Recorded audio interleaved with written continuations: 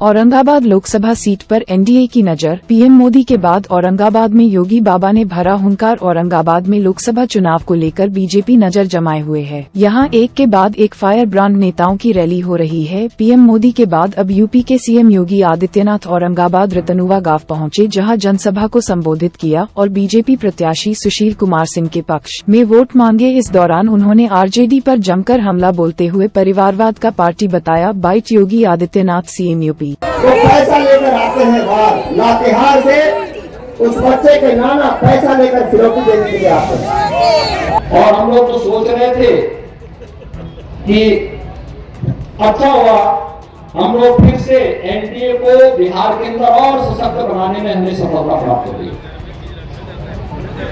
अरे बात, बिहार के अंदर तो लालू जी के परिवार को ही सीट कम पड़ रही थी। आपने देखा होगा वो परिवार तक ही सीमित रह गए। परिवार के बाद सोचा ही नहीं विकास में होना, तो परिवार का सीट भी मिलनी है तो परिवार को ही मिलनी है, योजनाओं का लाभ भी लेना है तो परिवार को ही मिलना है। एक परिवार यहां भी है, एक परिवार यूपी में भी है। यूपी की जनता तो पहले उनको जवाब दे चुकी है और बिहार के लोगों को भी उस जवाब देने के लिए तैयार होना है। और इसीलिए मैं आया हूं आपसे। बहनों भाइयों, यूपी और बिहार का संबंध तो चोरी दामन का संबंध है, कभी अलग न होने वाला संबंध है। हमारे यहाँ जब बोलते हैं संबोधन में तो हम बोलते हैं जय सीताराम। पहले माता सीता का नाम लेते हैं, तब राम का नाम लेते हैं। रांची से बिहार जा रही अंग्रेजी शराब के साथ 2 गिरफ्तार। रांची से बिहार ले जा रहे 5 लीटर महंगी अंग्रेजी शराब ले जा रहे 2 आरोपितों को पुलिस ने खादगड़ा टीओपी खग्गारहा टॉप से गिरफ्तार किया है। रांची से बिहार, रांची टू बिहार ले जा रहे 5 लीटर महंगी अंग्रेजी शराब ले जा रहे 2 आरोपितों को पुलिस ने खादगड़ा टीओपी खग्गारहा टॉप से गिरफ्तार किया है। गिरफ्तार आरोपितों में सुभाष कुमार और मुकेश कुमार शामिल है। खादगड़ा टॉप के एसई भीम सिंह और अन्य पुलिसकर्मी लोकसभा इलेक्शंस के मद्देनजर आपराधिक गतिविधि पर नियंत्रण, मादक द्रव्य और आग्नेयास्त्र की बरामदगी के लिए 14 अप्रैल की सुबह 10 बजे गश्ती कर रहे थे। इसी क्रम में Khadgarha bus stand, खग्गारहा bus stand के मुख्य टर्मिनल के पास 2 बैग लेकर 2 युवक संदिग्ध अवस्था में घूम रहे थे। पुलिस को शक हुआ तो उन लोगों को पीछे जाने लगे। पुलिस को देखते हुए दोनों युवक भागने का प्रयास करने लगे। उन्हें खदेड़ कर पकड़ लिया गया। उनके पास 2 स्टार बस का हसपुरा बिहार का टिकट मिला। उनका स्काई बैग की जांच करने पर दोनों के बैग में महंगी ब्रांड का विदेशी शराब मिला।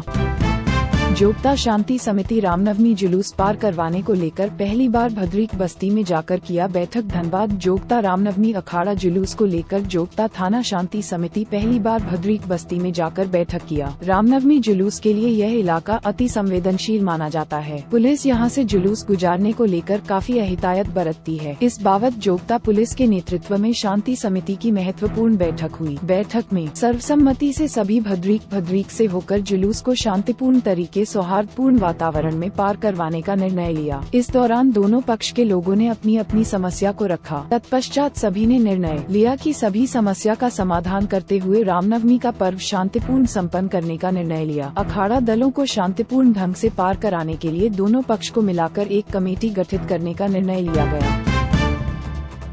आसनसोल के चीनकुरी बाजार में दिनदहाड़े शूटआउट, व्यवसायी को मारी गोली। किकुल्टी थानांतर्गत चीनकुरी बाजार इलाका दिनदहाड़े गोलियों से थर्रा उठा। सोमवार को चीनकुरी में व्यवसायी को कार में आए अपराधियों ने ताबड़तोड़ गोली मारी। इस घटना से पूरे इलाके में दहशत है। खबर पाकर पुलिस छानबीन के लिए पहुंची है। बताया जाता है कि जिसे गोली मारी गई है वह स्थानीय होटल कारोबारी है तथा चिटफंड से भी जुड़ा है। जिसे गोली मारी गई है उसका नाम उमाशंकर बताया जा रहा है। उसे आनन फानन में जिला अस्पताल ले जाया गया। वो एक तो आदमी आया और बोला कि हमको पेमेंट करना है और उसके बाद में हम लोग पूछे किसका पेमेंट है।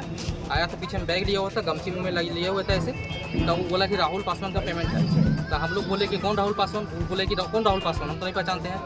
तो वो बोले कि नहीं पहचानते, फ़ोन नहीं किया आपको? बोला ना फ़ोन तो नहीं किया। तो बोला रुकिए हम फ़ोन करते हैं करके फिर बाहर निकल के फ़ोन करने के लिए। और फिर फ़ोन हम लोग पीछे ड्राइवर को भेजे कि जाइए देखिए किसको फ़ोन कर रहा है। तो वो जो है उधर चला गया बात करते करते। हम लोग उसको छोड़ दिया। हम गलत एड्रेस में कोई आदमी ढूंढने आ गया होगा। थोड़ा देर बाद फिर उधर से वो आदमी आया, आप बोल रहा था कि फ़ोन किया। हम लोग बोले नहीं फ़ोन किया। उसके बाद बंदूक निकाला और बस धाए धाए गोली मारा और उसके बाद तुरंत भाग गया। हम लोग उसके पीछे किए, लेकिन तब तक उसका कहाँ भाग गया। फिर उनको उठा के गाड़ी में करके ले गए। क्या चीज़ का ऑफिस है, क्या चीज़ का ऑफिस है ये जैसे कमेटी कराते थे, और पिछला साल ये माइक्रो फाइनेंस कंपनी खोले थे पिछला साल। और ये हम लोग का कंप्यूटर सेंटर पीछे है, साथ में हम लोग कंप्यूटर सेंटर भी वो पीछे में है। किसको गोली मारा, उसका नाम क्या है? युवा से चौहान, वो कौन है यहाँ का? यहीं का ओनर है वो। अभी कल ही चेन्नई से आए, तो कल तो चेन्नई में थे। सीसीटीवी कैमरा है ऑफिस में? हाँ, ये सब वहाँ भी है, अंदर भी है, बाहर भी है, कार के पास भी है। क्या नाम है आपका? मेरा नाम राजकुमार। क्या राजकुमार? राजकुमार शर्मा। बोली कि हम लोग बैठे हुए थे वहाँ पे, अचानक से एक लड़का आया, गोली मार के भाग गया। कुछ बोला नहीं सर, सिर्फ बोला कि पेमेंट आया है फलाना पार्टी का, तो उसको बोले कि नहीं आया है, तो उतने में वो अपना काम कर दिया सर। घटना हुआ कैसे? घटना सर, हम लोग बैठ करके अपना बात कर रहे थे, अचानक से एक लड़का आया, पूछा पेमेंट मिला, हम लोग बोले कि नहीं पेमेंट इसका नहीं आया, बस उतने में वो अपना गोली चला दिया अंकल के ऊपर। हाँ, अंकल का कुमार शंकर चौहान सर, इनका कंप्यूटर इंस्टीट्यूट है। क्या लग रहा है जो मारा उसको चिन पाया हम लोग? नहीं सर, मुँह में गमछा था सर। सर मुँह में गमछा था सर, मुँह में गमछा था। क्या रीजन लग रहा है कि मारा होगा? सर अभी कैसे बता दे क्या रीजन है क्या नहीं, तो हमको भी नहीं समझ में आ रहा क्या हुआ, कैसे हुआ। घर में ढूक के मारा? जी सर, घर में ढूक के? जी सर, घर का पीछे में ही ऑफिस है, वहीं पर ही हम लोग काम करते हैं, वहीं पर ही घटना हुआ। कहाँ का रहने वाला है? कहाँ का रहने वाले? हम सर नहीं, वो जहाँ ये घटना हुआ सर चीनापुरी बाजार। आपका नाम क्या हुआ? अविनाश यादव। अविनाश यादव। सीसीटीवी वगैरह मिले, कुछ हमको लीड मिली है उसके अंदर, तो कौन अज्ञात युवक है उनको आइडेंटिफाई कर रहे हैं। फैमिली से हम लोग बात करेंगे, कुछ लीड मिलेगा तो डेफिनेटली वो आगे। किसको डिटेन किया गया अभी तक? नहीं अभी नहीं है, अभी सब डिटेंशन नहीं है। अभी हम लोग उसको समझ रहे हैं, सीसीटीवी हम लोग देख रहे हैं पूरा। एग्जिट बुक हमको आइडिया हुआ है, तो एग्जिट बुक की हम सीसीटीवी देखेंगे, जो भी इलेक्ट्रॉनिक एविडेंस है उनको करेंगे। पीओ हम लोग एफएसएल को बुला के विजिट करा रहे हैं, सो दैट हमारा कुछ इन्वेस्टिगेशन में कोई लीड मिलेगा। प्राइमरी न्यूज में क्या लग रहा है? आपने देखा इसको असॉल्ट हुआ है, इसके पीछे क्या कारण है, व्यक्तिगत कारण है, कुछ पेशेवर कारण है, वो अब कुछ कहा नहीं सकता बिना किसी एविडेंस के। कुछ ऑफिस का एक राजकुमार बोल के शर्मा को ले गया है पुलिस। देखिए, फैमिली के अंदर जो साथ में थे उनके पास बहुत क्रूशियल इन्फॉर्मेशन होता है, तो पुलिस किसी भी एंगल को लाइटली नहीं ले रही है। हम लोग एविडेंस, इलेक्ट्रॉनिक एविडेंस देख रहे हैं, सीसीटीवी है, जो भी हमें कोई इस चीज़ के बारे में हमें लीड मिलेगा, हम उन चीज़ों को देखेंगे, परखेंगे, उसी के हिसाब से हम लोग इन्वेस्टिगेशन बढ़ाएंगे, तभी हम लोग बोल सकते हैं। क्या करते थे, उनको मिला क्या करते थे? इनका अपना बिजनेस था, फैमिली वाले बोल रहे हैं, अपना मनी वगैरह जो देते हैं उधार देना, इस तरह का बिजनेस था इनका। बाकी डिटेल्स हम लोग लेंगे, इट इज़ टू अर्ली, ये अभी बहुत है। कितना राउंड गोली वो अभी कहना ठीक नहीं है, ठीक है। गोली कितना राउंड चला सर? हम लोग एफएसएल को बुला के आपको डिटेल्स बाद में दे देंगे। तब कितने लोग थे? कितने लोग? अभी प्राइमा फेसी है, हमको अभी क्लियर नहीं हुआ टोटल कितने लोग थे। घर के अंदर एक ही बंदा घुसा। वो चीनाकुड़ी में बार ऐसे हो रहा है, इसका आगे भी गोली चला, बार ऐसे इसके घटना आगे भी जो घटना मुझे मेरे आइसक्रीम बताइए, पहले घटना ऐसी हुई है, उसके बाद भी ये बहुत दिनों बाद एक दूसरा घटना हुआ है।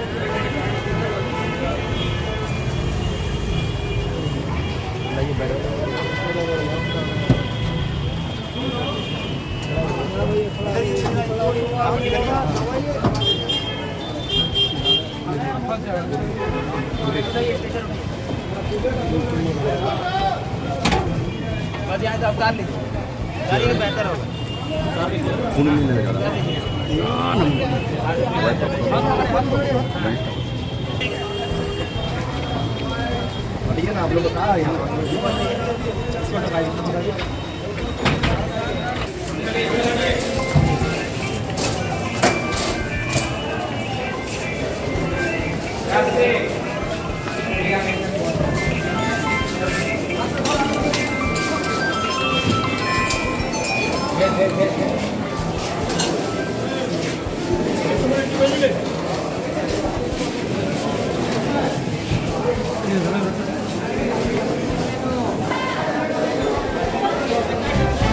अंतर्राष्ट्रीय स्तर के 5 साइबर फ्रॉड हुए गिरफ्तार।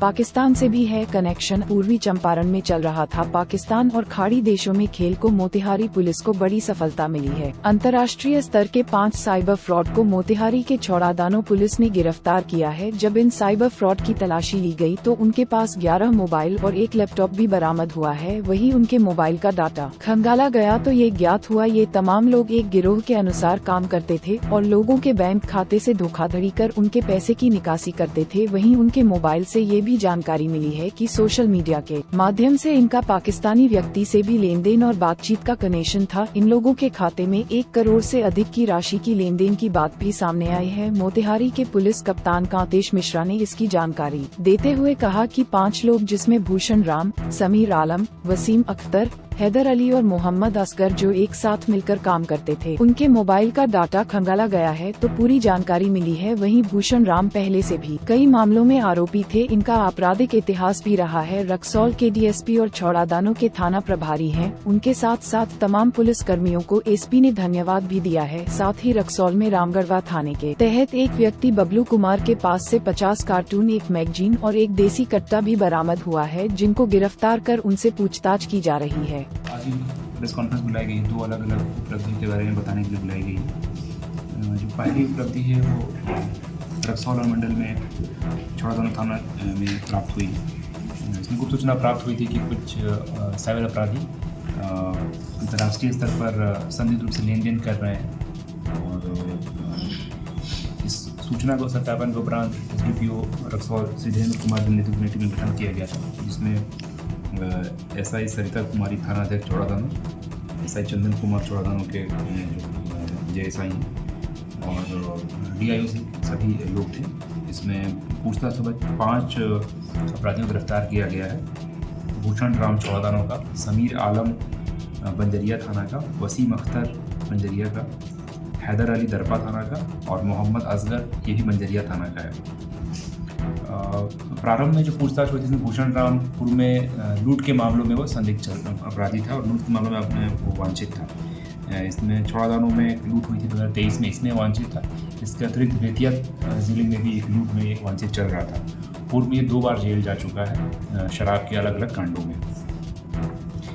इसमें महत्वपूर्ण जो मुख्य जो हम लोगों ने जांच की है अभी तक जो बातें प्रकाश में आई है कि ये लोग इंस्टाग्राम या अन्य सोशल मीडिया के माध्यम से लोगों को ठगते हैं और जांच में ये भी बातें प्रकाश में आई है कि पाकिस्तानी नंबर से इनको अलग ढंग से कॉल्स आते हैं और फिर ये लोग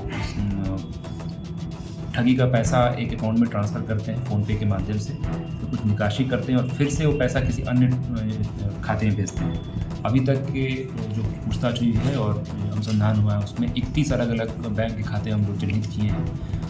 एक्सिस बैंक, SBI, PNB अलग अलग खाते हैं और कुछ एक खाते में तो लगभग 1 करोड़ से अधिक का ट्रांजेक्शन भी हम लोगों ने अभी तक ट्रेस किया है। ये बड़ा एक गिरोह है और इसके जो तार हैं अलग अलग जगह जुड़े हुए हैं। बहरहाल हम लोग इसकी सूचना अन्य एजेंसी के साथ साझा किए हैं और ATS और बाकी जो एजेंसीज हैं वो भी इनके साथ ज्वाइंट इंट्रोगेशन हुआ है।